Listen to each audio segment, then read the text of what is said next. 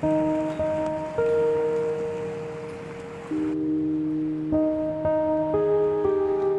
year, with the polar vortex affecting most of the Midwest beginning in January, we had to rely heavily on our backup.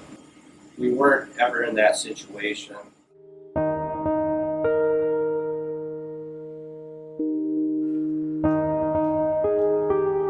65 to 70,000 people. We take care of comfort, cooling, and heating. About the size of the city of Janesville, with all the students, dorms, buildings, hospitals.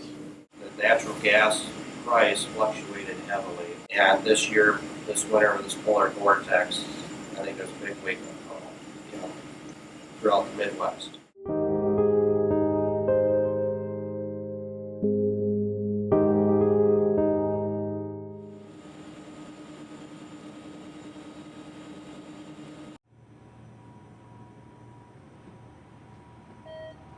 I could show you the old control room.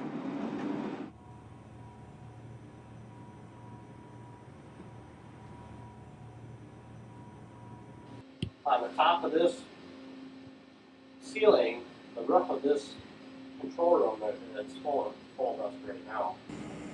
I've been here 36 years. I started out as an ash puller from coal burning. You pulled them out by hand. You raise the door and you start up a vacuum system that was pulled out of the boiler and put in a silo to be trucked away to a landfill. This plant has expanded to me like the third time. The first plant was in the 58 era, designed for coal first. In the later 60s, they put in number 5 boiler, which is a gas boiler, straight gas oil. But all the other boilers were coal.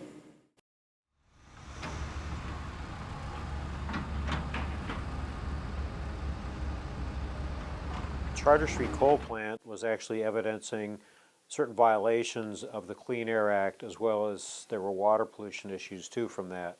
Coal is a very toxic substance. It has a number of components that are in there, mercury, nitrous oxide, sulfur, and carbon dioxide as a global warming emission.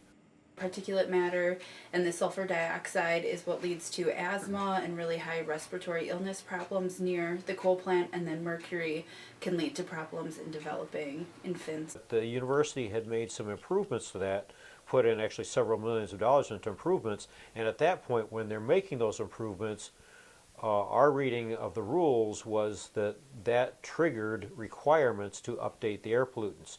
The university disagreed about that. That's where the lawsuit evolved from. It was never an error in operation of the plant, as I understand. It was more a paperwork issue. The way the judge in the case looked at it was there were 5 projects for the Madison campus that were in question. That did we improve the boiler that we would have had to file for a new air permit? And in those 5 issues, we did not file for a permit because we believed it was just repair and replacement. It was not improvement.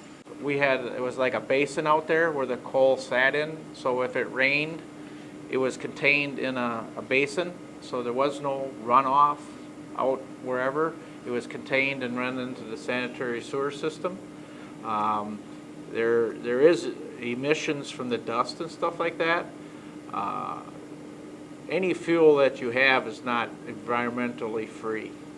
I guess you got to realize that. Like I said, we tried to work with the university and put pressure on them to suggest that this wasn't good for the students and the entire community to have these pollutants going here, and that they needed to be more responsible in their behavior and upgrade the pollution controls, and they just didn't want to expend that money to do that.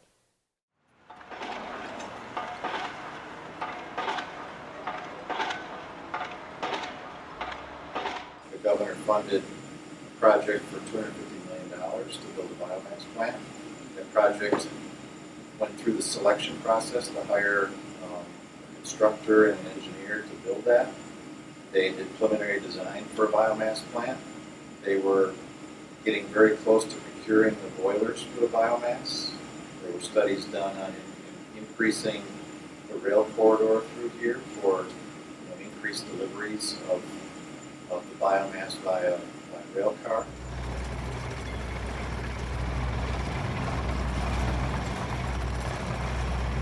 Walker administration made the decision, and they were claiming it was going to cost too much to use biomass in that one, and they just wanted to put all three on natural gas. It was during probably the lowest point of the recession that we had in 2010, 2011. That was kind of the bottom, and it was just a dollar-saving exercise to eliminate the biomass and just put in natural gas boilers. The fact that it became just a natural gas plant was a missed opportunity. Wisconsin doesn't have coal reserves, and doesn't have natural gas, and doesn't have oil. All of our energy comes in from other places, including some very volatile places in the world. We're going to be spending $18 billion, and most of that money is leaving the state. There's multiple gas suppliers. I don't think there's a large issue with that. In the future, with everybody going on it, though, you're going to have to put another gas line in to take care of the supply and demand. And right now, I think are switching over to gas. It's cheaper. We don't produce natural gas. We have to pay whatever the market will bear. The price of natural gas is really surprisingly low right now, and a lot of that has to do with fracking, which is has its own environmental concerns and dangerous. Natural gas, ostensibly in actually being burned at that point in the process, produces about half the CO2 of burning coal. Does not have the particulate matter, does not have the other toxins in there. So there are a lot of claims being made that natural gas is our future, that it's clean. Well, you really need to take into account the full life cycle of these things. And so with the extraction process and all the problems going on with fracking and the release of methane, there's a lot of concern that in terms of global warming emissions, that natural gas may be as bad as coal. We do have biomass in Wisconsin that we could use. We're the #1 forest products state in the country. We've got lots of agriculture. We've got diverse lands. We have a lot of manure. You know, we're kind of uniquely positioned to lead in this area. Burning biomass doesn't necessarily get you ahead because it takes 40 to 50 years to pull that carbon back into a plant to be used again. So we really, if everybody converted right now, even though it's considered green, to biomass versus natural gas, we would actually be putting a lot more carbon in the atmosphere than just burning natural gas.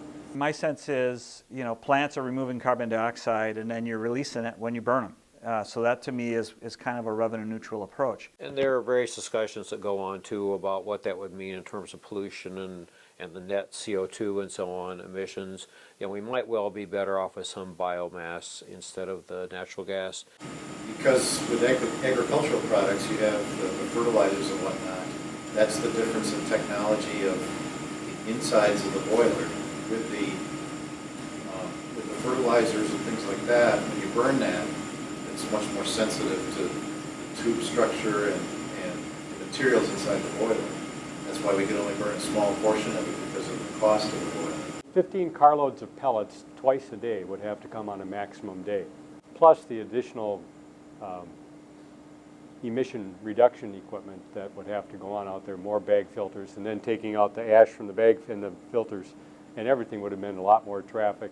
The long-term future of improvements here, I think, you know, the boilers we put in are going to be here for 50 years. The infrastructure investment to make a change from steam would be so significant that it probably would never pay for itself. So we're pretty much locked in at this point in time with a steam distribution system with a condensate return system out there. For the technologies that are available to us today on our campus, I think the energy conservation projects give us the best return on our investment.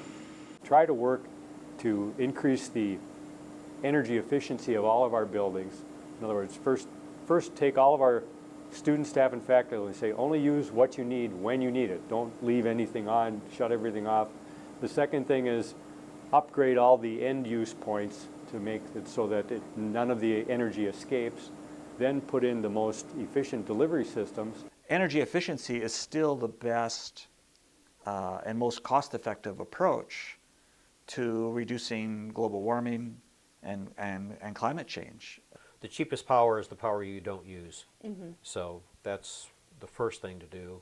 And then the second thing is just with Charter Street to move away from fossil fuels. While there was moving from one fossil fuel to something that was ostensibly better at that time, but that the long-term solution is to move off fossil fuels. We've become so dependent on kind of the status quo, and we've made investments in the status quo, but the status quo is costing us a lot. We've always sort of seen natural gas as just a bridge to clean energy until we boost more and more clean energy solutions. Realizing what we're doing to the environment and our planet and the people, realizing we need to move off of the toxic fossil fuels and away from fossil fuels in general and to clean energy solutions. And this is a fight that's continuing here and elsewhere. I hope it's a direction that we'll support going forward. UW-Madison is one of the leaders on the bioeconomy and biofuels. If Wisconsin can grow biofuels and grow perennial grasses and grow other biofeedstocks, that's going to provide jobs. I think we need to keep our options open though. Things are changing all the time. Gas futures, coal, technology is going to drive a lot of the choices you make. This clean energy direction is a very, very exciting direction, one that I think Wisconsin's well suited for.